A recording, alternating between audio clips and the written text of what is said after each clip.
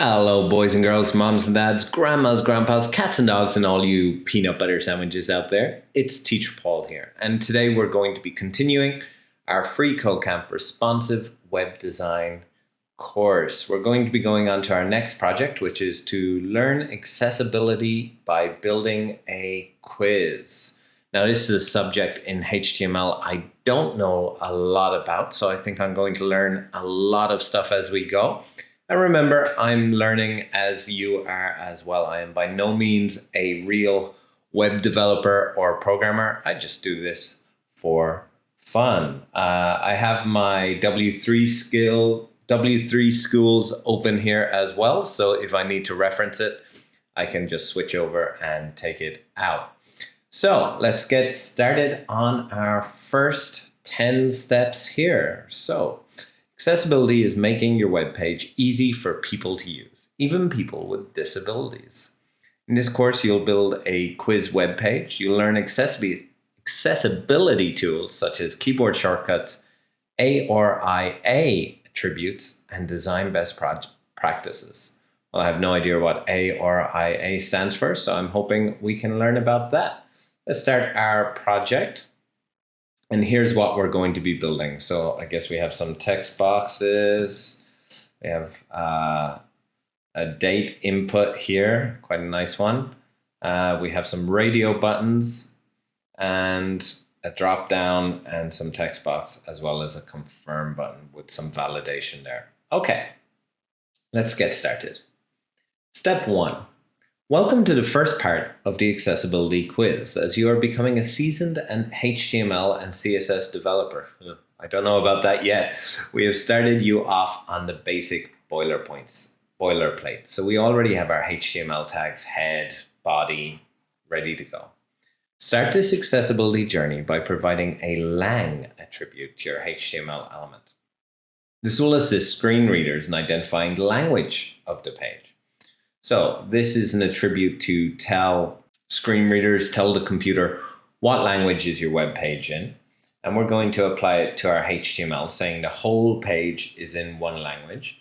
So we're going to go lang equals, and then we're going to type EN. And I think that needs to be capital. Let me just check here to make sure I'm not making any mistakes. So lang attribute, there we go.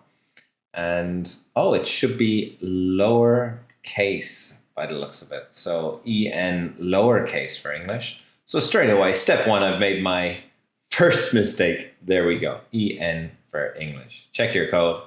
And yes, that passes. Wonderful. On to step number 2. You might be familiar with meta element already. It's used to specify information about the page, such as the description, title, keywords, and author. Give your page a meta element with an appropriate charset value. The charset tells you what is the character encoding of the page.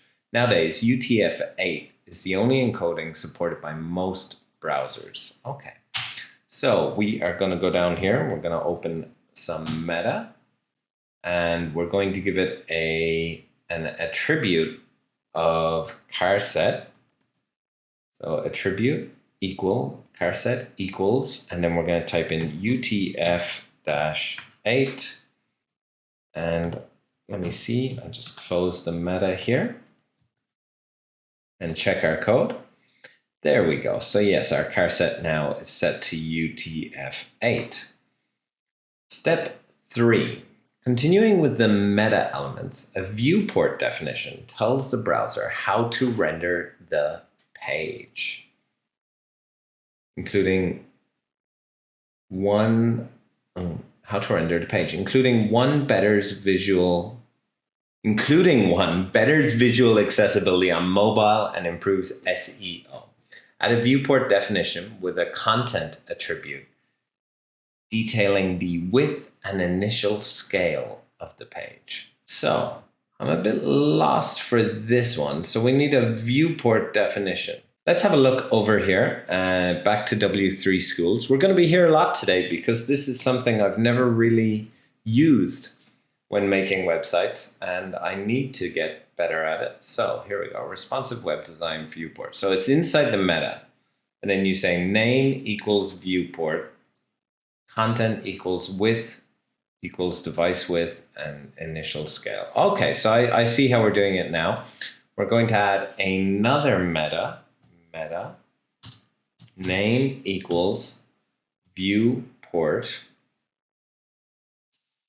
Name equals viewport. Content equals width and initial scale. This could be absolutely incorrect now. Let me look over at W3 schools again. Yeah, W3. So, okay, width. And we're going to set the width to device width. The initial scale to 1.0. Now, am I happy with this? It's a great question. Let's look at the W3 schools again. Width, device. Okay, so I don't need the inverted commas. Initial scale equals 1.0. So we go back here. Don't need the inverted commas. Okay, so there. Should be like this, right? There we go. So sometimes you're going to have to go and check on W3 schools. Now that's asking for donation. One day, free code camp. You are useful. Oh, wait, now. So step 4. Another important meta element for accessibility is description definition. The value of the content attribute is used by search engines. Add a meta with name attribute set to the description and give it a useful content attribute.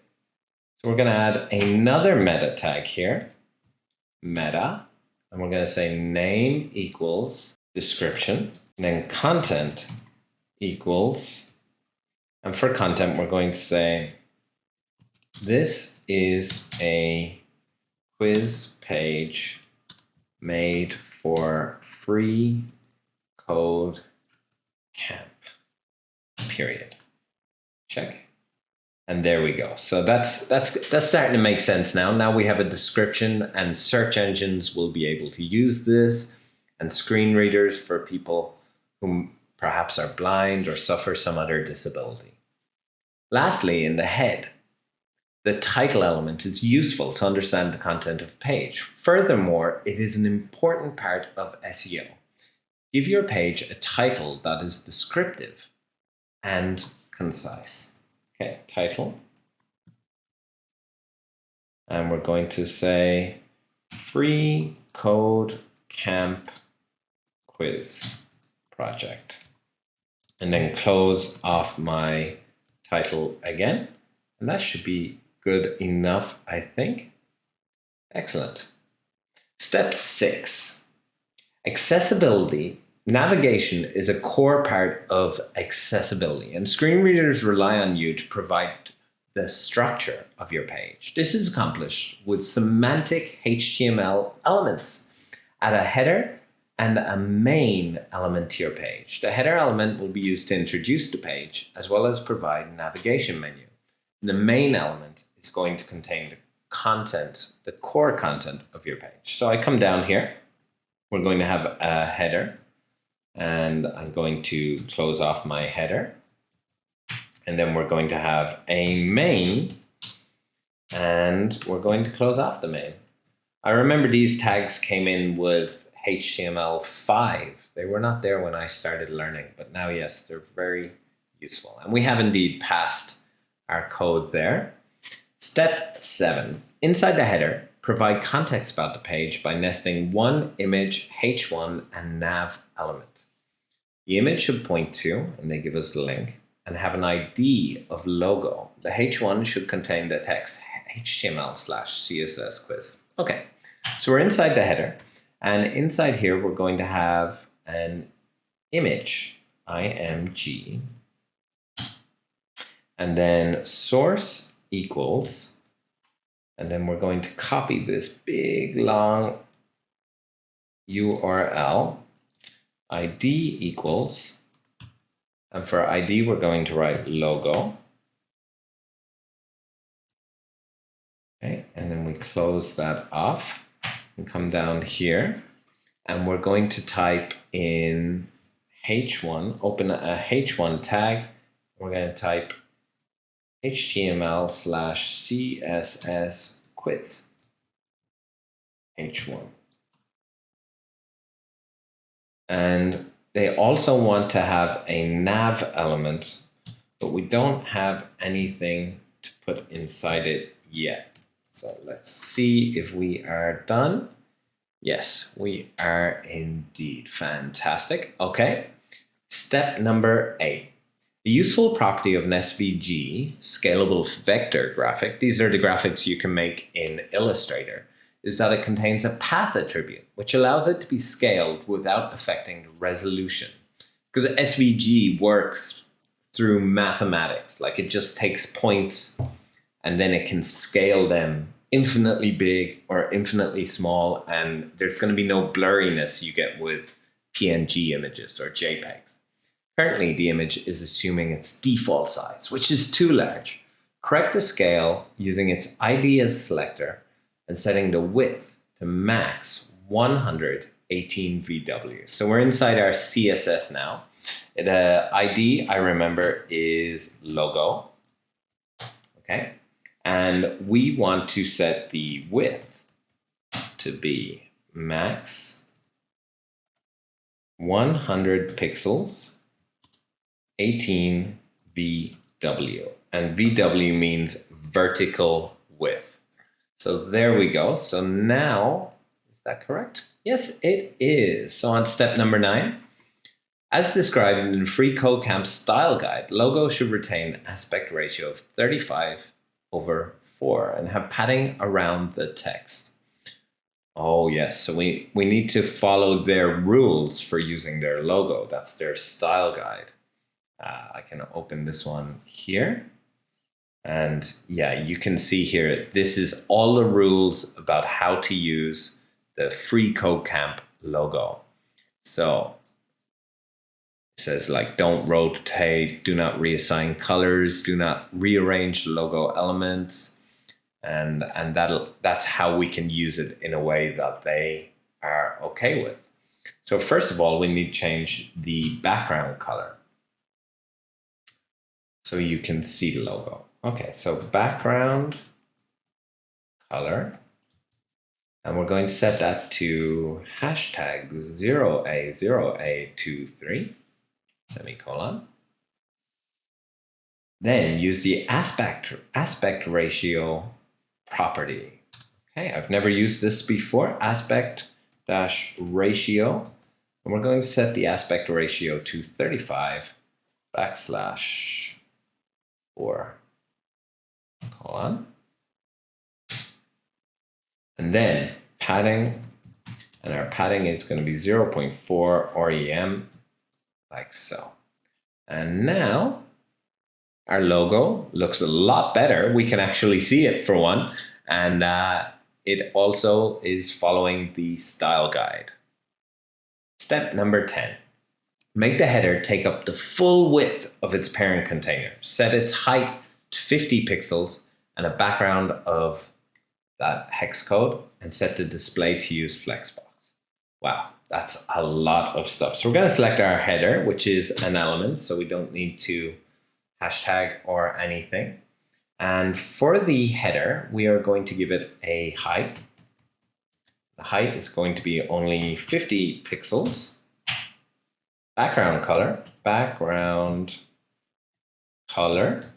and that is going to be hashtag 1B1B32, semicolon. And display, our display is going to be flex box. Okay, so now that should be fine for number 10. Oh, I haven't given it a width of 100%. Okay, so that's my fault. I should have read more carefully, and we're going to set the width to be 100%. And now, header, a display of flex. Oh, I gave it a display of flex box. Oh, yo. There we go. Number 10 is done. And already I can see a problem. Our text is getting lost under the header. I'm sure we'll be fixing that straight away in the next step, which is going to be on the next video. So make sure you check in with that one, but make sure you like this one. And if it's been helpful, give me a subscribe, give me a comment below with any feedback you have. Thank you so much.